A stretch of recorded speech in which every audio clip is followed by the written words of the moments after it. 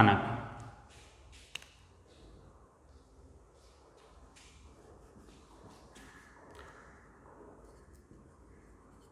बहुपद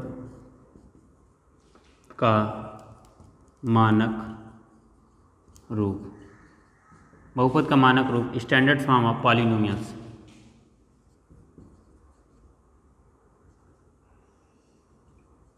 ST, standard form of polynomials.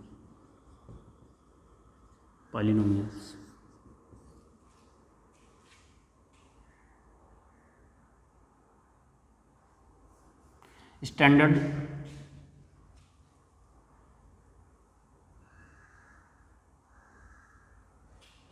DRA, standard form of polynomials. अब यहाँ पास कह रहा है बहुपद का मानक रूप, तो कहने का मतलब बहुपद का मानक रूप भैया क्या होता है? बहुपद का मानक रूप किसी भी चर के घात को आरोही क्रम में या अवरोही क्रम में लिखना, किसी भी चर के घात को आरोही क्रम या अवरोही क्रम में लिखना।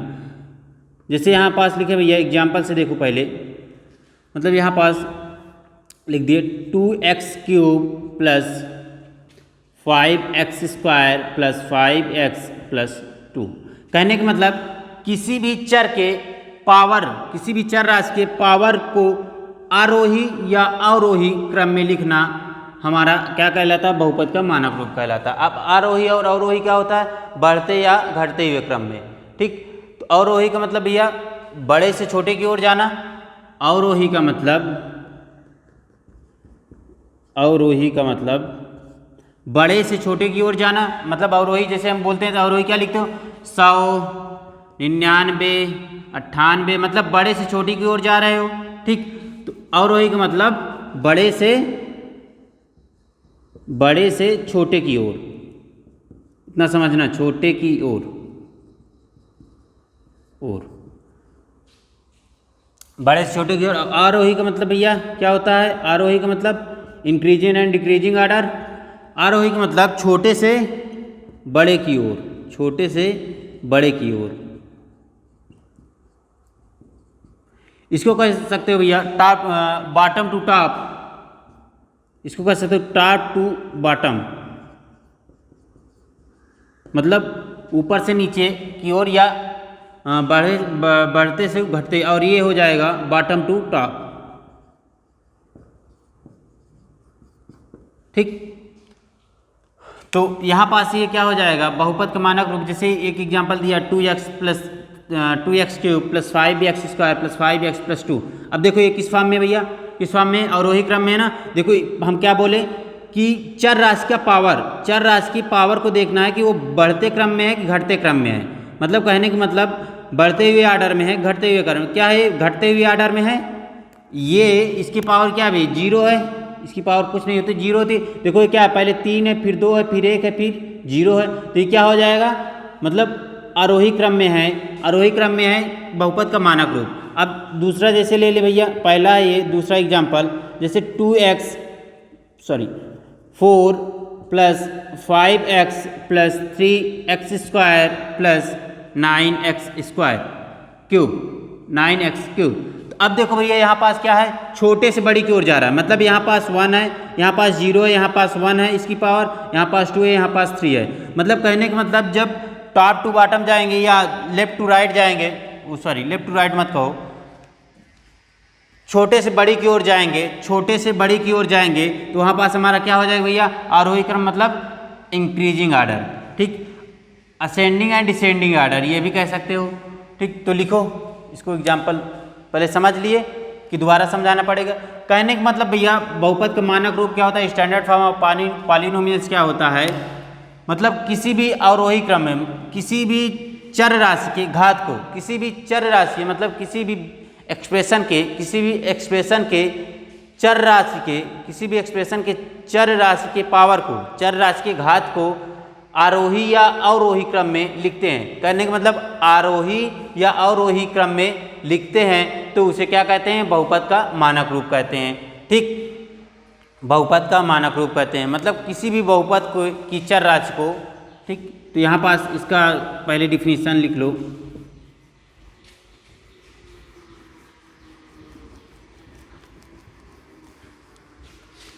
किसी भी बहुपद के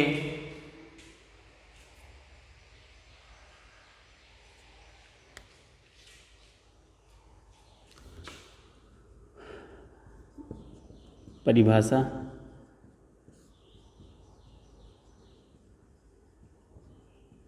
डिफिनीशन, किसी भी बहुपद के किसी भी, यदि किसी भी बहुपद, या लिख दो यदि किसी भी बहुपद, यदि किसी बहुपद, किसी बहुपद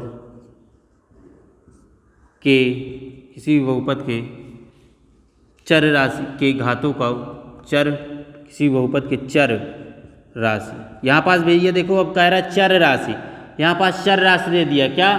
चर राशि। चर राशि क्या होती है? मतलब जो वेरिएबल होगा एक्स वाई जेड, ए से लेकर जेड तक जो होती है वो हमारी क्या होती है? चर राशि। यदि किसी बहुपद के चर राशि के घातों को, क्या घातों को मतलब पावर को, घातों को आरोही तथा व अवरोही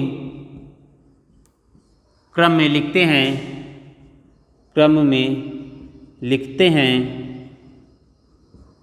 हैं, तो उसे बहुपद का मानक रूप, बहुपद का मानक रूप कहते हैं, बहुपद का मानक रूप कहते हैं। ठीक, करा यदि किसी बहुपद के चर राशि के घातों को आरोही या अवरोही क्रम में लिखते हैं तो उसे बहुपद का मानक रूप कहते हैं। कहने का मतलब if any polynomials write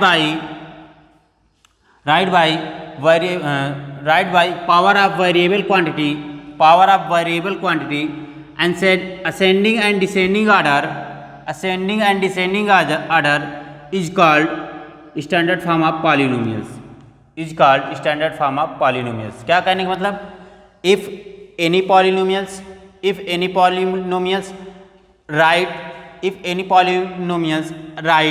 the power of variable quantity, if any polynomials write the power of variable quantity is ascending या increasing or decreasing order is called standard form of polynomials. ठीक, अब इसका एग्जांपल समझो भैया, example देख लो, हिंदी वाले लिख लेना, हिंदी में जिसको समझ में आ रहा है लिख लो, इंग्लिश हम बोल दे रहे हैं उसको भी लिख लेना, इंग्लिश हम लिखाएंगे नहीं। तो यहाँ पास कह रहा है भैया एग्जांपल, जैसे यहाँ पास पहला है 5x³ + 2x² + 3x + 4। अब देखो भैया, अब आरोही अवरोही क्या होता है? अवरोही का होता है जो बड़े से छोटे की ओर जाए, मतलब कहने का मतलब जो टॉप टू बॉटम है, मतलब ऊपर से नीचे की ओर जो आता है। जैसे हम लोग ये सीढ़ी चढ़ते हैं, यदि हम सीढ़ी चढ़ें एक नीचे से ऊपर की ओर जाएं तो ये हमारा क्या है? कहते हैं हम कि हम बढ़ते हुए क्रम में जा रहे हैं, मतलब बढ़ते हुए छोटे से बड़े की ओर जा रहे हैं। यदि हम बड़े से ऊपर से नीचे की ओर आए तो कहेंगे बड़े से छोटे की ओर जा रहा है, मतलब bottom to top and top to bottom. जब हम टॉप टू बॉटम आते हैं तो हमारा क्या होता है? अवरोही क्रम होता है। जब हम बॉटम टू टॉप जाते हैं तो आरोही क्रम होता है। तो ये 5x³ + 2x² + 4 + 3x + 4 ये क्या भैया? अवरोही क्रम में। किसमें? आरोही क्रम में। ठीक, अब दूसरा एग्जांपल जैसे यहाँ पास दे दिया भैया 3 + 4x + 9x² + 6x³, ये 3 + 4x + 9x² + 6x³। अब देखो यहाँ पास इसकी पावर, इसके पास कुछ नहीं होता भैया, तो इसकी पावर x⁴ का मान हमेशा 1 होता है, तो ये भी x⁴। अब 0 1 2 3 देखो बढ़ते हुए क्रम में जा रहा है ना, मतलब कहने का मतलब बॉटम टू टॉप जा रहा है, बॉटम टू टॉप जा रहा है, बॉटम टू टॉप जा रहा है, तो क्या हो जाएगा? आरोही क्रम, आरोही क्रम। ठीक, ये हो गया, नोट कर लो। देखो भैया नोट कर लो और देखो, जिसको इंग्लिश लिखना हो वो लिख सकता है। If any polynomials write by variable power, if any polynomials write the power of variable quantity in power of variable quantity of increasing order और decreasing order is called standard form of polynomials. Example ये लिख लो, ठीक। इसको लिखो, फिर अगली definition लिखाते हैं भैया।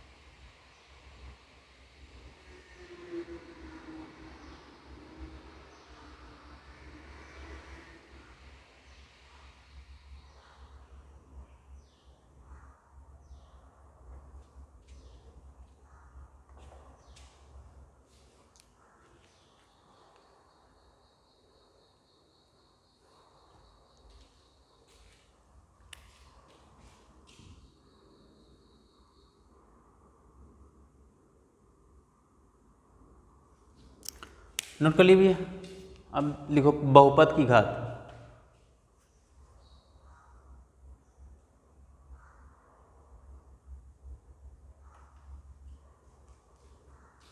बहुपद की घात।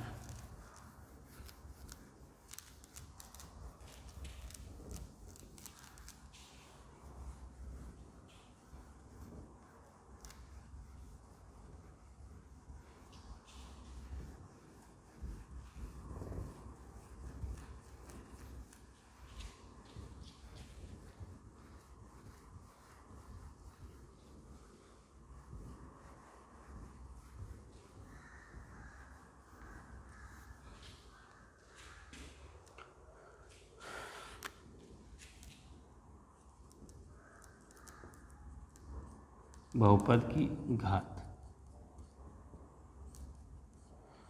Power of polynomials.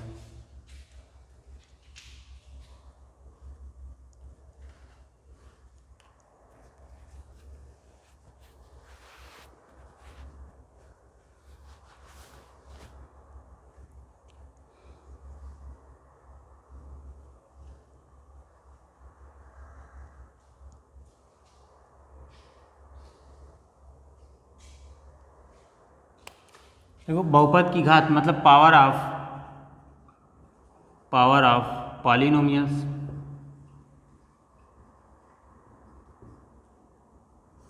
ठीक, अब यहाँ पास पहले समझ लो एग्जाम्पल से भैया। कह रहा है बहुपद की घात मतलब बहुपद की घात पावर ऑफ पॉलिनोमियल्स। यदि किसी बहुपद में हम क्या कहें, कोई बहुपद ले लें भैया, जिसमें किसी बहुपद को लेने पर जिसमें किसी पावर की सबसे बड़ी घातांक, किसी पद के या किसी टर्म्स के पावर की सबसे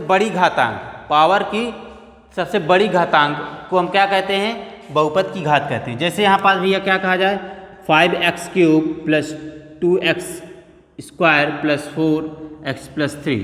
तो यहाँ पास भैया बहुपद की घात क्या होगी, 5x³ मतलब कहने का मतलब 5x³ बहुपद की क्या होगी, बहुपद की घात होगी। मतलब कहने का मतलब वह पॉलिनोमियल्स, वह बहुपद जिसमें किसी पद के पावर के घातांक, जिसमें किसी बहुपद के पावर का घातांक सबसे बड़ी होगी, पावर का घातांक सबसे बड़ी होगी, वही क्या होगा, बहुपद की घात होगी। जैसे इसमें पूछ लिया जाए, इसमें बहुपद की घात कितनी है, तो 3 होगी भैया। क्या बहुपद की घात 3 होगी, क्योंकि यहाँ पास पावर की घात सबसे बड़ी है तो 3 होगी। समझ में आई बात। अब इसको डिफिनीशन फॉर्म में कैसे लिखेंगे,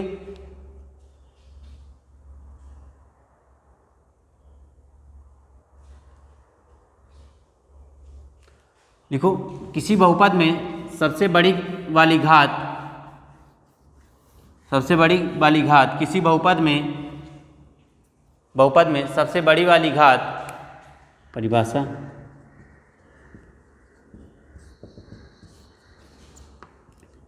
किसी बहुपद में सबसे बड़ी वाली घात, किसी बहुपद में सबसे बड़ी वाली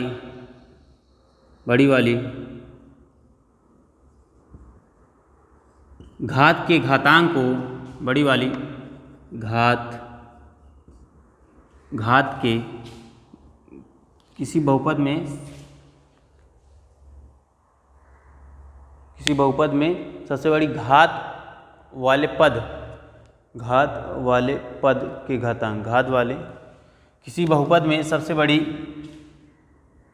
बड़ी घात वाले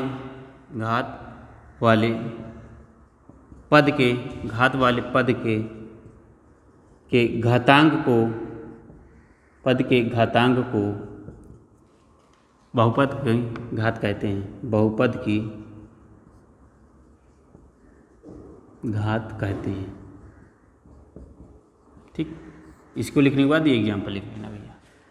कह रहा किसी बहुपद में सबसे बड़ी घात वाले पद के घातांक को, सबसे बड़ी वाली घात वाले पद के घातांक को क्या कहते हैं? बहुपद की घात कहते हैं। ठीक, घातांक, ठीक, ये लिख लो। अब डालो भैया बहुपद के प्रकार, मतलब बहुपद का वर्गीकरण।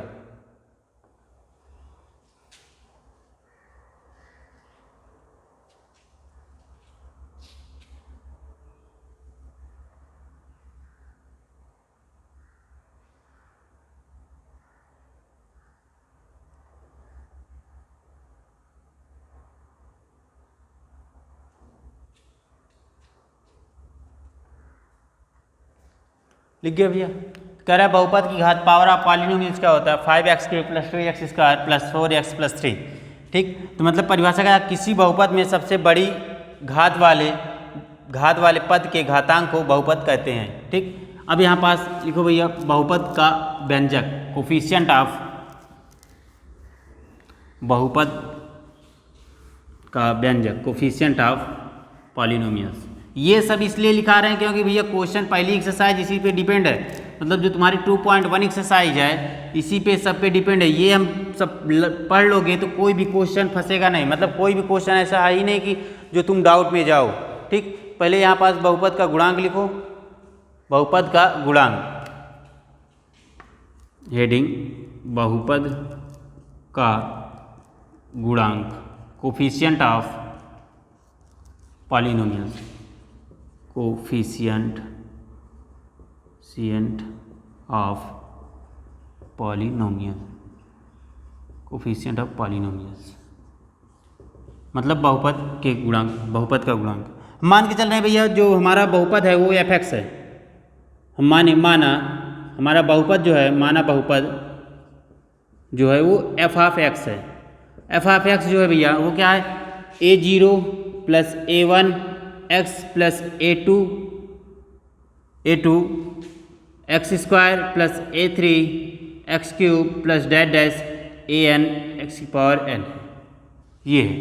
ठीक, यहाँ पास हम मान के चल रहे हैं जो हमारा बहुपद है वो क्या है?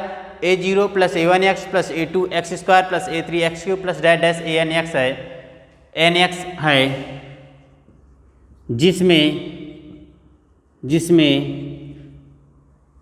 a0 a1 a2 a3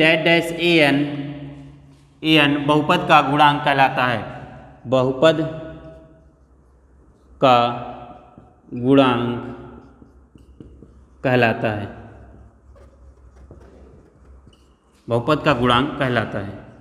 कहने का मतलब भैया किसी भी पॉलिनोमियल्स में x के पहले जो टर्म्स लिखा होगा, x पहले जो व्यंजक लिखा होगा, x पहले जो नंबर लिखी होगी वही हमारा क्या कहलाएगा?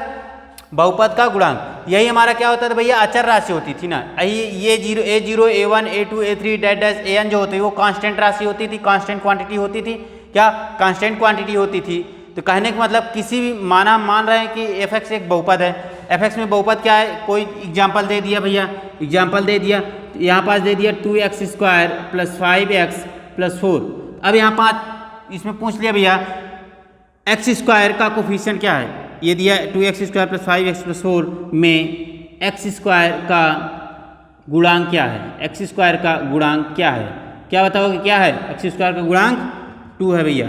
क्या 2 आंसर हो जाएगा ना। देखो x² के पहले जो नंबर लिखा है या x² पहले जो कांस्टेंट क्वांटिटी लिखी है या अचर राशि लिखी है वही हमारा क्या होता है, गुणांक होता है। तो कहने का मतलब माना बहुपद fx जो होता है A0 + A1x + A2x² + A3x³ + dash dash ANxN है, जिसमें A0 A1 A2 A3 dash dash AN बहुपद का गुणांक कहलाता है। ठीक, एग्जाम्पल कहने का मतलब भाई जो x के पहले लिखा होगा, क्या जो x के पहले लिखा होगा, x के साथ जो मल्टीप्लिकेशन में कोई अचर राशि होगी या कांस्टेंट क्वांटिटी होगी वही हमारा क्या कहलाता है, बहुपद का गुणांक। सीधा फंडा क्या कहना है, जो x के साथ मल्टीप्लाई होगा, जो x के साथ जो नंबर्स मल्टीप्लाई होगा, चाहे a हो चाहे b हो चाहे 1 हो चाहे 2 हो चाहे 3 हो, वो हमारा क्या कहलाएगा, कोफिशिएंट कहलाएगा। समझ में आई बात। अब डालो बहुपद के प्रकार, वर्गीकरण, हाँ बहुपद का वर्गीकरण, बहुपद का वर्गीकरण।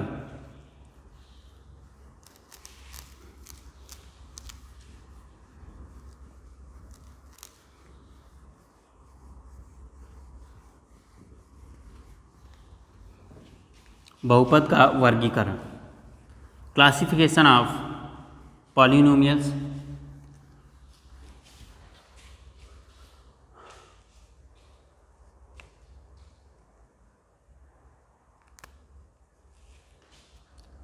बहुपद का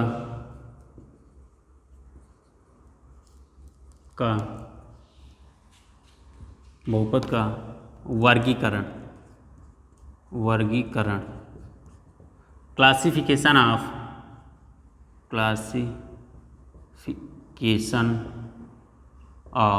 polynomials, classification of polynomials, classification of polynomials. ठीक, कहने के मतलब भैया यहाँ पास कह रहा है बहुपद का वर्गीकरण, क्लासिफिकेशन ऑफ पॉलिनोमियल्स।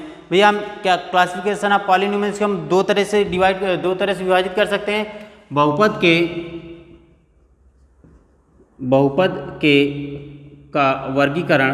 का वर्गीकरण जो है भैया, इसको आज समझ लो, लिखाएंगे कल। ठीक, बहुपद का जो वर्गीकरण होता है इसको हम दो टाइप से बांट सकते हैं भैया।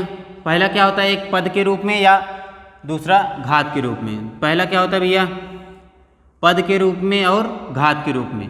पहला होता है पद के आधार पर, पदों की संख्या के आधार पर, पदों की संख्या के आधार पर, पदों की संख्या के आधार पर, संख्या के आधार पर।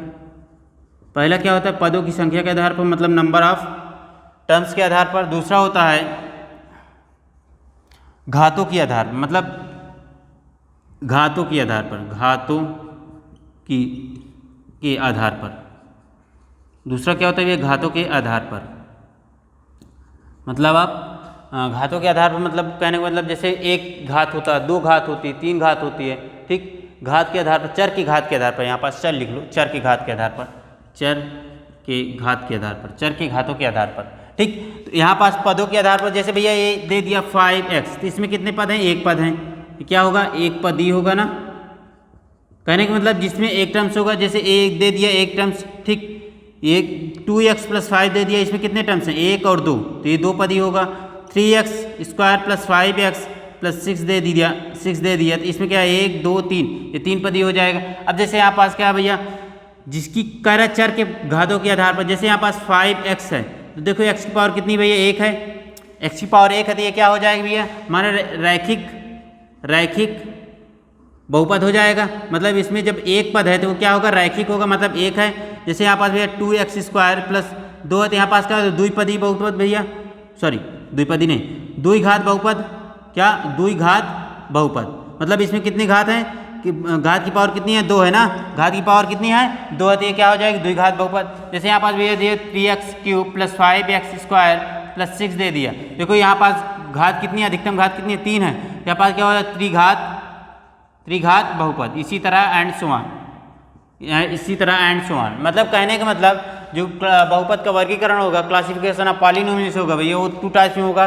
क्या, क्लासिफिकेशन ऑफ वर्गीकरण को, मतलब क्लासिफिकेशन ऑफ पॉलिनोमियल्स को हम 2 टाइप्स में वर्गीकरण कर सकते हैं, 2 टाइप्स में विभाजित कर सकते हैं। 2 प्रकार में। पहला क्या होता है, पहला होता है पदों की संख्या के आधार पर, दूसरा होता है चर के घातों के आधार पर। पदों की संख्या के आधार पर, नंबर ऑफ टर्म्स के आधार पर, नंबर ऑफ टर्म के आधार पर। दूसरा जो होता है भैया वो होता है पावर ऑफ वेरिएबल के आधार पे।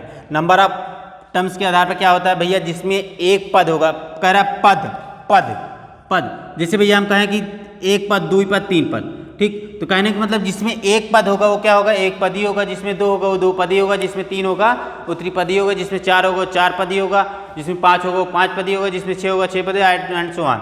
अब चर की घात के में जिसमें चर के पावर 1 होगी वो क्या होगी, रैखिक बहुपद। जिसमें चर का पावर 1 होगा वो रैखिक बहुपद है। जिसमें चर की पावर 2 होगी, चर की पावर 2 है, वो क्या होगा, द्विघात बहुपद होगा। जिसमें चर की पावर 3 होगी वो त्रिघात बहुपद होगा। जिसमें चर की घात 4 होगी वो चतुर्थघात बहुपद होगा, कोऑर्डिनेट बहुपद होगा, एंड सो ऑन, ठीक। तो आज इतना ही, कल इसको हम लिखाएंगे, ठीक। तो आज की क्लास इतना ही।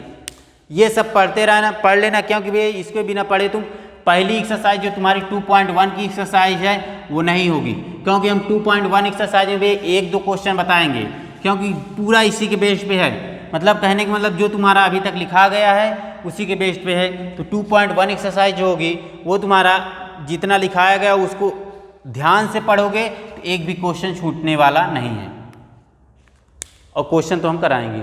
चलो।